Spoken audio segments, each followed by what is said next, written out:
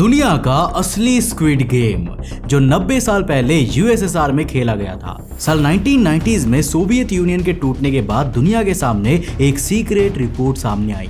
ये रिपोर्ट थी दुनिया के सबसे डरावने और जानलेवा एक्सपेरिमेंट की, जो रसिया के इस छोटे से आइलैंड में 6000 जिंदा लोगों पर परफॉर्म किया गया था। जिस एक्सपेरिमेंट के लिए इन लोगों को बिना खाने पीने के हड्डियों को जमा देने वाली बर्फ के बीच छोड़ दिया गया था, जहां इन लोगों के पास जीने का बस एक ही ऑप्शन था, एक दूसरे का ही शिकार करना, जो कि यहाँ पर होता भी है और इस हद तक होता है कि औरतों और बच्चों को भी नहीं बख्शा जाता है। ये सच्ची कहानी है सोवियत यूनियन के कैनिबल आइलैंड की। तो क्या इस जानलेवा एक्सपेरिमेंट में कोई बच पाया था? और आखिर ये डरावना एक्सपेरिमेंट इंसानों पर क्यों परफॉर्म किया गया था? आखिर ये हजारों लोग इस छोटे से आइलैंड पर पहुंचे कैसे थे? इन सभी सवालों का जवाब जानने के लिए इस वीडियो को एंड तक जरूर देखना, क्योंकि आज का ये वीडियो बहुत ही ज्यादा इंटरेस्टिंग होने वाला है। तो हेलो गाइस, मैं हूं कौशिक और चलिए शुरू करते हैं एक और नए एपिसोड।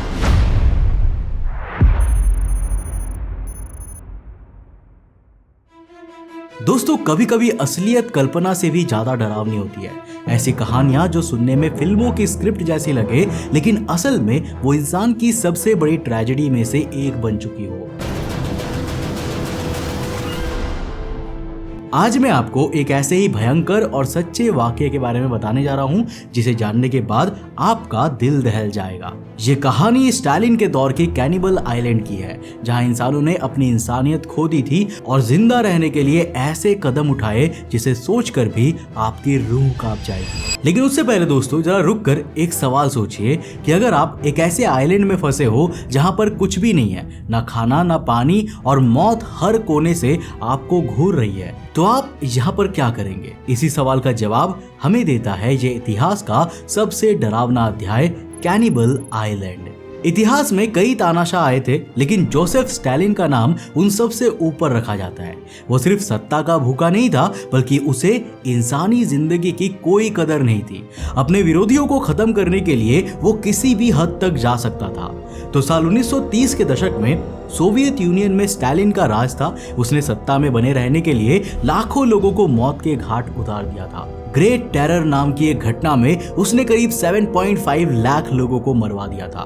ये वो दौर था जब विरोध करना या उससे अलग राय रखना मतलब अपनी मौत को दावत देना था। लेकिन स्टालिन का सबसे खतरनाक हथियार सिर्फ गोलियां नहीं थी।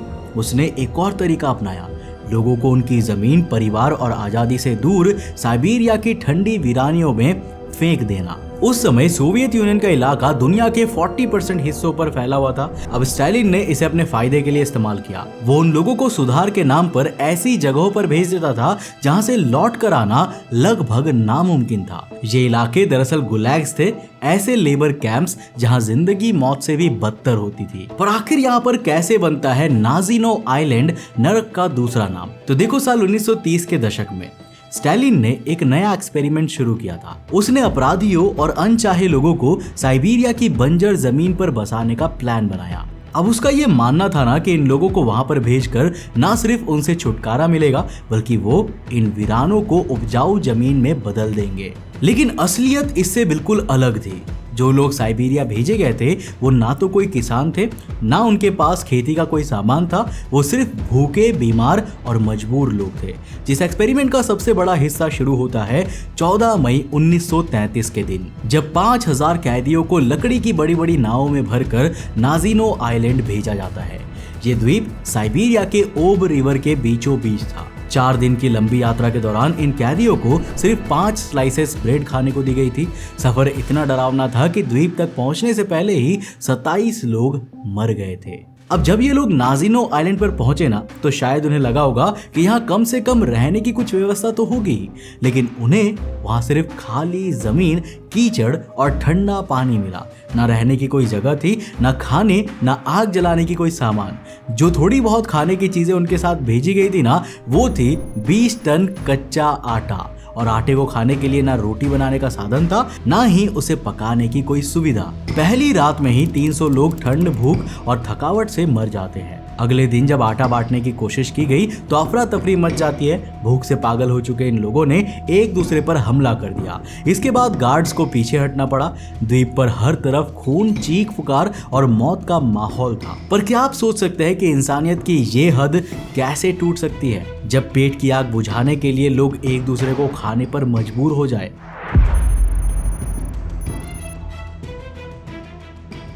देखो, नाजिनो आइलैंड पर पहला कदम रखते ही कैदियों को समझ में आ गया था कि यहाँ जिंदगी एक बहुत बड़ी सजा बनने वाली है। कोई खाना नहीं है, कोई आश्चर्य नहीं है और चारों तरफ कड़कती ठंड है। इंसान को जिंदा रहने के लिए जो सबसे बुनियादी चीजें चाहिए होती है ना, वो यहाँ पर नहीं था। और जब भूख हद से गुजर जाती है तो इंसान अपने अंदर छुपे जानवर को बाहर लाने पर मजबूर हो जाते हैं। पहले हफ्ते में तो यहाँ लाए गए लोगों के लिए अपनी असलियत को एक्सेप्ट कर पाना भी मुश्किल हो रहा था। ऊपर से भूख अब उन्हें जानवर बनने पर मजबूर कर रही थी, क्योंकि 5000 कैदियों के लिए 20 टन आटे को बांटना अपने आप में एक जंग बन गया था। अब गार्ड्स ने सोचा था कि वे कैदियों को समूहों में बांटकर आटा को बांटेंगे, लेकिन भूख से पागल हो चुके इन लोगों ने खुद को कंट्रोल करने की सारी ताकत खो दी थी। आटा बांटने की कोशिश हुई तो एक दंगल भड़क गया। कई लोग एक दूसरे पर हमला करने लगे।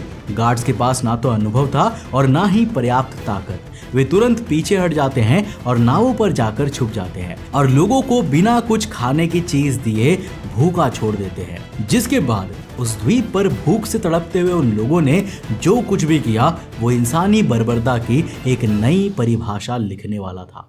देखो, पहले कुछ दिनों तक लोग नदी के ठंडे पानी में आटा मिलाकर खाने की कोशिश कर रहे थे, लेकिन इस पानी ने उन्हें डायसेंटेरी जैसे खतरनाक बीमारियों का शिकार बना दिया। हर दिन 100 से ज्यादा लोग या तो बीमारी से मर जाते थे या फिर ठंड से दम तोड़ रहे थे। जब आटे का छोटा सा भंडार खत्म हो गया तो हालत और बुरे हो गए। अब लोगों ने जिंदा रहने के लिए हर संभव रास्ता ढूंढना शुरू कर दिया। छोटे छोटे गैंग्स बनने लगे। ये गैंग्स दूसरों पर हमला करके उनकी बची कुची चीजें छीन लेते थे। यहाँ तक कि कई बार इन गैंग्स ने दूसरों की जान लेने से भी परहेज नहीं किया। बट इन लोगों से भी बुरा बर्ताव और बेरहमी तो वो कर रहे थे जिन्हें यहाँ कानून व्यवस्था बनाए रखने के लिए भेजा गया था। गार्ड्स जो द्वीप पर लॉ एंड ऑर्डर बनाए रखने के लिए भेजे गए थे ना, अब खुद कानून तोड़ने लगे थे। उन्होंने अपनी ताकत का दुरुपयोग किया और खाने के बदले महिलाओं का शोषण किया। उनका लालच यहीं पर खत्म नहीं होता। उन्होंने कैदियों से सोने के दांत और दूसरी कीमती चीजें छीननी शुरू कर दी। जिन कैदियों के पास कुछ नहीं था उन्हें मौत की सजा दी जाने लगी। इस समय तक द्वीप पर ह्यूमैनिटी पूरी तरह से मर चुकी थी। अब ये एक ऐसी जगह बन चुकी थी जहां पर जीने का मतलब दूसरों को मारकर खाना बन चुका था। एंड यहीं से इस पूरी स्टोरी का सबसे डरावना और खतरनाक पार्ट शुरू होता है।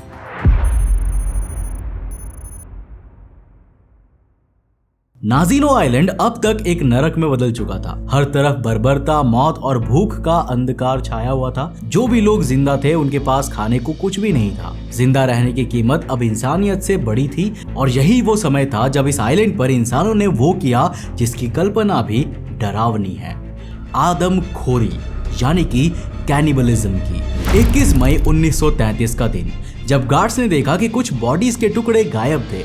जांच में यह सामने आया कि भूख से बेहाल कैदी अब मर चुके लोगों के शरीर को खाने लगे थे। ये वो मोड़ था जहां से नाजिनो आइलैंड को कैनिबल आइलैंड का नाम मिला। अब शुरुआत में ये सिर्फ उन बॉडीज तक सीमित थी जो बीमारी या ठंड से मर गए थे, लेकिन जैसे जैसे हालात और खराब होने लगे लोग जिंदा इंसानों का शिकार करने लगे। गार्ड्स ने 50 से ज्यादा कैदियों को कैनिबलिज्म के आरोप में गिरफ्तार किया और उन्हें मौत की सजा दी। लेकिन ये सजा उस क्रूएलिटी के सामने कुछ भी नहीं था जो उस वक्त आइलैंड पर हर दिन हो रहा था। द्वीप पर गैंग्स बनने शुरू हो गए थे। ताकतवर गैंग्स कमजोर लोगों को अपना निशाना बनाते थे। एक गवाह के अनुसार कमजोर कैदियों को पेड़ों से बांधा जाता था और जिंदा ही उनके शरीर के टुकड़े कर दिए जाते थे। ये सिर्फ भूख नहीं थी, बल्कि ये जिंदा रहने की क्रूएलिटी का प्रतीक बन चुका था। इंसान को एक जानवर में बदलने के लिए भूख ने उसे अपनी सारी सीमाएं लांघने पर मजबूर कर दी थी। कई महिलाएं इन गैंग्स का आसान शिकार बन जाती थी। कुछ ने अपनी सुरक्षा के लिए गैंग लीडर्स के साथ अलायंस किया, लेकिन ये भी उन्हें लंबे समय तक बचा नहीं सका। हर गुजरते दिन के साथ आइलैंड पर मौत की संख्या बढ़ रही थी। भूख, ठंड और बीमारियों ने ज्यादातर कैदियों को अपनी चपेट में ले लिया था। अफवाहें ये तक थी कि कुछ लोग जो जिंदा बचने में कामयाब हो रहे थे, उनके पास खाना बचाने के लिए दूसरों को मारने और उनके शरीर को खाने के अलावा कोई भी ऑप्शन नहीं था। इसके बावजूद कुछ कैदियों ने अपनी जान बचाने के लिए एस्केप करने का फैसला किया, पर भागने की कोशिश करना आसान नहीं था। चारों तरफ बहती ओब रिवर, बर्फ जैसे ठंडे पानी और तेज धाराओं के बीच किसी के लिए भी जिंदा बच पाना लगभग नामुमकिन था। कुछ कैदियों ने लकड़ी और कपड़ों का इस्तेमाल करके राफ्ट्स बनाए, लेकिन ये राफ्ट्स ज्यादा देर तक टिक नहीं सके। पानी के तेज बहाव ने उन्हें बहा दिया। गार्ड्स जो भागने की कोशिश करने वालों को गोली मारने के आदेश पर थे, उन्होंने कई कैदियों को नदी में उतरने से पहले ही मार गिराया। कुछ कैदी जो नदी पार करने में सफल हुए, साइबेरिया के घने और ठंडे जंगलों में जा पहुंचे, लेकिन वहां जिंदा रह पाना और भी मुश्किल था। ठंड, जंगली जानवर और खाने की कमी ने उनके लिए हर दिन को एक नई चुनौती बना दी। कुछ गवाह बताते हैं कि सिर्फ 2-4 लोग ही पास के गांव तक पहुंच पाए थे और बच सके थे, लेकिन ये संख्या इतनी छोटी थी कि इसे चमत्कार कहना गलत नहीं होगा। नाजिनो आइलैंड अब पूरी तरह से एक मौत की फैक्ट्री बन चुकी थी। हर दिन लोग भूख, बीमारी और हिंसा का शिकार हो रहे थे। इसके बावजूद सोवियत गवर्नमेंट ने इस ट्रेजेडी को रोकने के लिए कोई भी ठोस कदम नहीं उठाए। ये मानो एक क्रूएल एक्सपेरिमेंट था जो ये साबित करना चाहता था कि इंसान कितनी ज्यादा टॉर्चर सह सकता है। अब क्या आप सोच सकते हैं कि ये सब करने के बाद आखिर कोई इंसान कैसे जिंदा रह सकता है? लेकिन असली सवाल ये है कि क्या ये सब किसी साजिश का हिस्सा था? क्या ये ट्रेजेडी पहले से ही तय की गई थी? इसका जवाब है जी हाँ।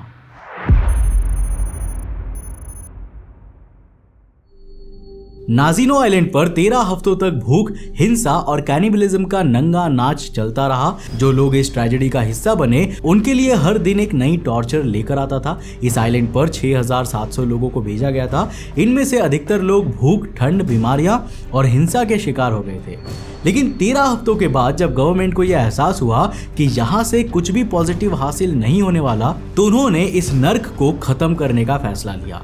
अगस्त 1933 में सोवियत गवर्नमेंट ने आदेश दिया कि नाजिनो आइलैंड पर बचे हुए इंसानों को वापस लाया जाए। बचाव के लिए भेजी गई बोट्स जब वहां पर पहुंची तो उन्होंने एक खौफनाक मंजर देखा। 13 हफ्तों में करीब 2000 लोग भूख, ठंड और हिंसा का शिकार बन चुके थे। 2000 लोग मिसिंग थे। अब शायद ये लोग नदी में बह गए थे, जंगलों में मर गए थे या फिर कैनिबलिज्म का शिकार बन गए थे। आधिकारिक आंकड़ों के मुताबिक सिर्फ 2856 लोग इस ट्रेजेडी से जिंदा बच पाए थे, लेकिन इनमें से भी ज्यादातर लोग इतने कमजोर और बीमार हो गए थे कि वे अपनी जिंदगी ज्यादा दिनों तक नहीं जी सके। इस पूरे घटनाक्रम में सिर्फ 200 लोग अच्छे हेल्थ में माने गए थे। लेकिन सवाल ये उठता है कि क्या वे वाकई जिंदा रहने के लिए सही रास्ते पर चले थे? नाजिनो आइलैंड पर जो कुछ भी हुआ, उसकी हॉरर ने सोवियत गवर्नमेंट को भी शर्मिंदा कर दिया। स्टालिन और उसके ऑफिशियल्स ने इस ट्रेजेडी को छुपाने के लिए हर संभव कोशिशें की। इस पूरी घटना की एक रिपोर्ट तैयार की गई थी, लेकिन इसे तुरंत ही क्लासिफाइड डॉक्यूमेंट्स में दफना दिया गया। ये ट्रेजेडी 50 साल तक दुनिया से छुपी रही। 1990 के दशक में जब सोवियत यूनियन का पतन हुआ, तब एक ह्यूमन राइट ऑर्गेनाइजेशन ने इस रिपोर्ट को खोजा और दुनिया के सामने रखा। ये पहली बार था जब दुनिया को यह पता चला कि कैनिबल आइलैंड पर क्या हुआ था। ये सवाल आज भी हिस्टोरियंस को परेशान करता है कि क्या नाजिनो आइलैंड पर भेजे गए लोगों को जानबूझकर ऐसी हालत में छोड़ा गया था। अब कुछ एक्सपर्ट्स का मानना है कि ये स्टालिन का एक सोशल एक्सपेरिमेंट था। वो देखना चाहते थे कि लोग किस हद तक टॉर्चर सह सकते हैं और भूख उन्हें क्या करने पर मजबूर कर सकती है। इस विचार से ये ट्रेजेडी और भी डरावनी हो जाती है, क्योंकि अगर ये सच है ना, तो नाजिनो आइलैंड पर मरे लोगों की मौत सिर्फ भूख या ठंड से नहीं हुई थी, बल्कि वे सत्ता की क्रूएलिटी का शिकार हुए थे और केवल एक पावरफुल पागल लीडर के एक्सपेरिमेंट के लिए अपनी जान से हाथ धो बैठे थे। वैसे दोस्तों, यहाँ पर आपको क्या लगता है? नाजिनो आइलैंड पर जो कुछ भी हुआ, क्या वो सही था और क्या उसे रोका जा सकता था? आप अपना जवाब मुझे नीचे कमेंट बॉक्स में लिखकर जरूर बताना। दोस्तों अगर वीडियो पसंद आया और कुछ नया सीखने को मिला तो इस वीडियो को लाइक कर देना, अपने दोस्तों के साथ जरूर शेयर करना। अगर इसी तरह की कोई स्टोरी आपके मन में भी है जिसे आप चाहते हो कि हम कवर करें तो नीचे कमेंट सेक्शन में अपनी राय लिखकर बताओ। अगर आप नए हो चैनल पे तो चैनल को सब्सक्राइब करने के साथ साथ नोटिफिकेशन बेल ऑन कर देना। और अगर आपको ये वीडियो पसंद आए ना तो मैं आपको रिकमेंड करूंगा कि आप अगली वीडियो इसे जाकर जरूर देखना, जिसमें हमने बात किया है यूएसएस इंडियानापोलिस के बारे में। एक ऐसी जहाज जो बीच समुद्र में बिल्कुल सुनसान जगह पे टूट जाती है और उसके जो बचे हुए क्रू मेंबर्स होते हैं वो पानी में बह जाते हैं, लेकिन फिर भी उनके पास लाइफ जैकेट होती है और वो बच सकते हैं। बट यहाँ पर एक ट्विस्ट होता है, उस जहाज के आसपास शार्क्स हमला कर देते हैं और वो ऐसा वैसा हमला नहीं करते बल्कि वो बचे हुए लोगों को खाने लग जाते हैं। अब इस ट्रेजेडी को नाम दिया गया था the greatest shark attack in history. पर आखिर यहाँ पर होता क्या है, एक्चुअल में लोग यहाँ फंसते कैसे हैं और क्या वो बच पाते हैं? इस पूरी कहानी को जानने के लिए इस वीडियो को जाकर देखो, बहुत इंटरेस्टिंग है। मैं मिलता हूं आपको नेक्स्ट एपिसोड के साथ, तब तक के लिए बाय, जय